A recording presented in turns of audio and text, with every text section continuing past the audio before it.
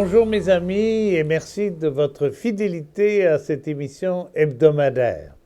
Aujourd'hui, vous savez que à notre dernier congrès, nous avions en premier bloc, le premier matin, une série de réflexions et d'échanges sur la pauvreté, une pandémie qui n'en finit pas. Nous avions interviewé à cette occasion Evelyne Couturier, qui est une chercheure à l'Institut de recherche et d'études socio-économiques, l'IRIS, avec laquelle nous avons de bons contacts. Alors, j'ai suggéré et on a accepté que son entrevue pour le congrès puisse nourrir cette émission que nous vous présentons aujourd'hui. La parole est à Evelyne Couturier. Il y a quelques années, en 2019, le Canada a décidé que la mesure du panier de consommation était le seuil de pauvreté reconnu et utilisé pour fin statistique, pour fin de fiscalité, etc.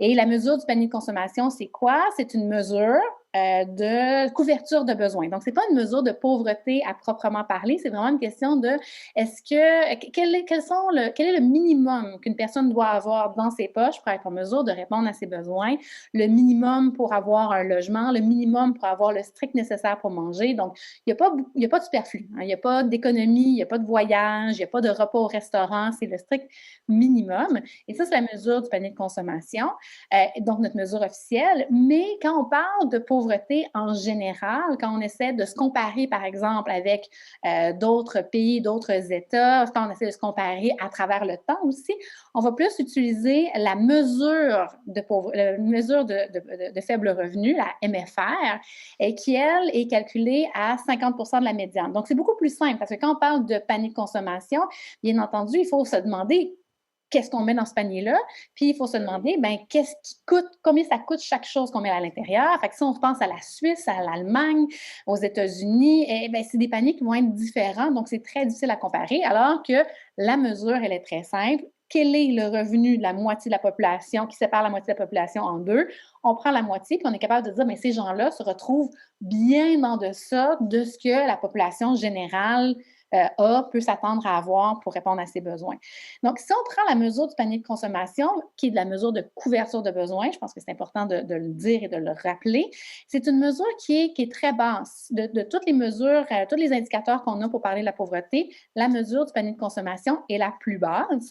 Elle se retrouve à être, là, on a changé le calcul en 2018, mais elle se retrouve à être à peu près à 19 000, 20 000 $. Ça, c'est pour la MPC. Et quand on parle de la mesure de faible revenu, à ce moment-là, on est à 22 000 $. Donc, on voit qu'il y a quand même un bon écart. Fait que quand on parle des personnes âgées, puis si on prend la mesure officielle, donc la MPC, donc la plus basse, seulement 3,1 % des personnes âgées se retrouvent sous la MPC. Donc, si on prend juste cette mesure-là, on peut se dire bravo Canada, bravo Québec, on a très bien fait, on a sorti les personnes âgées de la pauvreté. Il y a presque personne qui est âgé, qui est pauvre.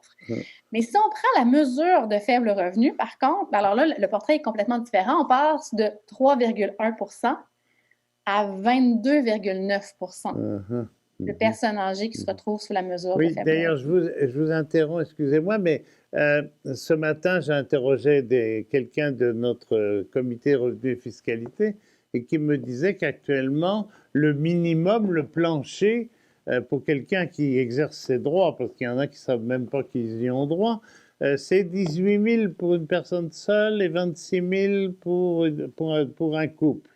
Et il me disait que ça, du coup, ça montait à 40% le nombre de retraités qui, au Québec, ont le strict minimum. D'ailleurs, 45% de ceux qui ont le minimum le réclament. Hein. On voit le supplément de revenu garanti, par exemple. C'est vraiment les gens qui n'ont pas autre chose. Seulement. C'est ça. c'est ça. Absolument. Et le Canada, c'est surtout le Canada, c'est surtout le fédéral qui s'occupe des personnes âgées, c'est le fédéral qui s'occupe de la pension à la sécurité de la Oui, vieillesse et du supplément de revenu garanti.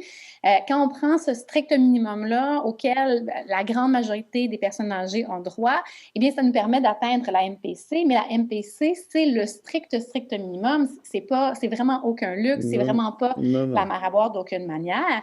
Mais en se donnant ça comme seuil, ben, on permet de limiter l'indigence, mais on ne permet pas de sortir de la pauvreté. Donc, à l'IRIS, nous, on a développé un autre indicateur parce qu'une fois qu'on dit la pauvreté se situe là, ça ne veut pas dire qu'un dollar de plus, on se retrouve hors de la pauvreté. Non, On a bien sûr. besoin d'avoir une vie digne. Une vie digne, ça prend la possibilité de faire des choix, ça prend de la possibilité d'avoir des économies, de pouvoir répondre à des imprévus. Alors, on a développé l'indicateur du revenu viable. Et là, c'est Viable. du vie qui est digne et hors de la pauvreté. Et on a fait un petit travail pour essayer d'adapter pour les personnes âgées parce que, bien sûr, les personnes âgées n'ont pas nécessairement les mêmes besoins qu'une personne seule de 45 ans. Va avoir des besoins supplémentaires, des besoins qui vont être moindres également. Donc, on a essayé de balancer tout ça et ça nous donne un revenu viable. Donc, pour qu'une personne âgée puisse dire « je ne suis pas pauvre », ça prend un revenu à Montréal de 26 550 $. Alors, on est très loin de la MPC, on est aussi plus élevé que la mesure de faible revenu. Et si on regarde les aînés au Québec, mais justement, la moitié des aînés gagnent moins de 26 000 $. Puis c'est important aussi de se rappeler qu'on parlait des dépenses qui sont différentes pour les personnes âgées et pour la population générale. Mais au Québec, on est l'endroit au Canada où il y a le plus de personnes âgées qui se retrouvent en résidence pour aînés, en résidence spécifiquement pour aînés, où on offre des services. Donc, il y a 20 à peu près des aînés qui se retrouvent dans ce type d'hébergement-là. Et c'est des hébergements qui demandent des loyers qui sont quand même assez élevés, très élevés pour des appartements d'une chambre. Auxquels on rajoute des tarifs pour les services, auxquels on rajoute des tarifs pour les soins. Donc, si on prend juste l'hébergement puis on ne regarde pas les autres frais afférents autour, à Montréal, la moyenne est à 1 900 $ par mois. Donc, 1 900 $ par mois, quand on dit que la moitié des aînés gagnent 26 000 $ ou moins par année, et encore là, on parle du strict minimum, l'ensemble des repas ne sont pas inclus, l'ensemble des services ne sont pas inclus, etc., etc., on comprend que l'argent n'est pas là pour les aînés. Les besoins et les services et les besoins et ce qu'on peut faire pour répondre aux besoins, ça, c'est pas... C'est ça. C'est-à-dire, quand vous parliez de différence, tout simplement, on n'a pas à conduire les enfants à l'école, on n'a pas des affaires comme ça, mais par contre, on a besoin d'un massage parce qu'on a mal aux genoux, on a besoin de soins particuliers, on dépense des médicaments qui coûtent des fois très, très cher. Exactement. Le transport pour aller au travail est moins essentiel. Les dépenses pour les soins de santé sont plus importantes. C'est juste un type d'exemple. Alors, c'est vraiment ce travail-là qu'on a fait pour essayer de voir, OK, ici et là, regarder combien les personnes âgées dépensaient dans différentes catégories qui nous a permis d'avoir ce... Puis, au final, la différence n'est pas très grande, justement parce qu'il y a des dépenses de moins et des dépenses de plus. C'est ça.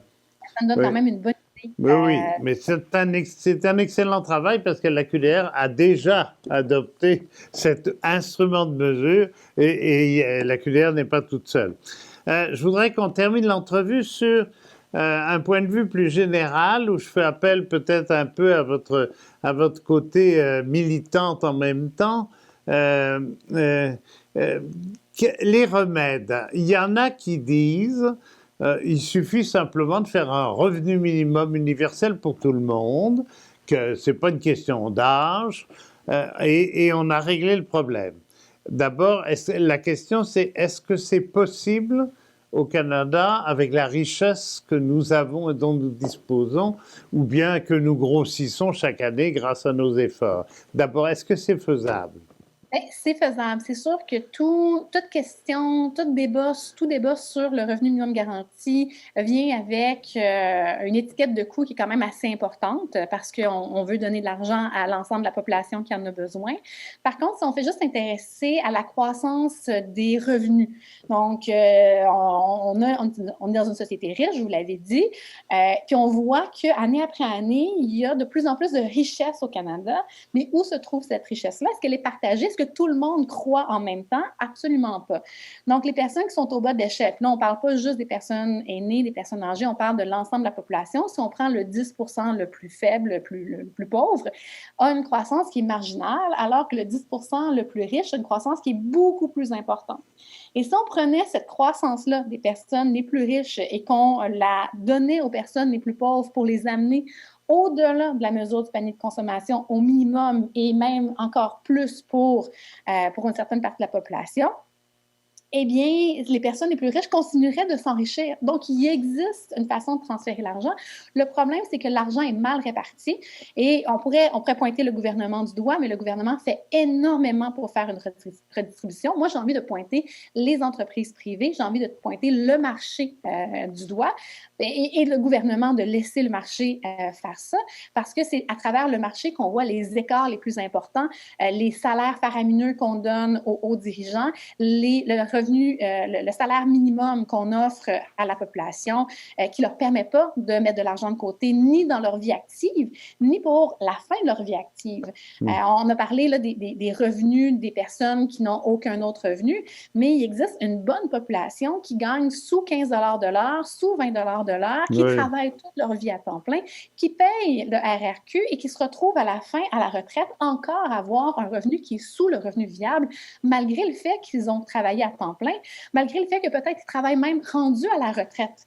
Mais lorsqu'on a un salaire de misère à travers le marché, c'est pas étonnant qu'on ait des revenus de misère à la fin également. OK, autrement dit, c'est clair que la lutte contre la pauvreté, c'est la lutte contre les inégalités de revenus et en particulier des revenus minimums que les gens ont, surtout que ces gens-là, en plus, ont moins d'années d'espérance de vie parce qu'ils ont eu des conditions extrêmement pénibles.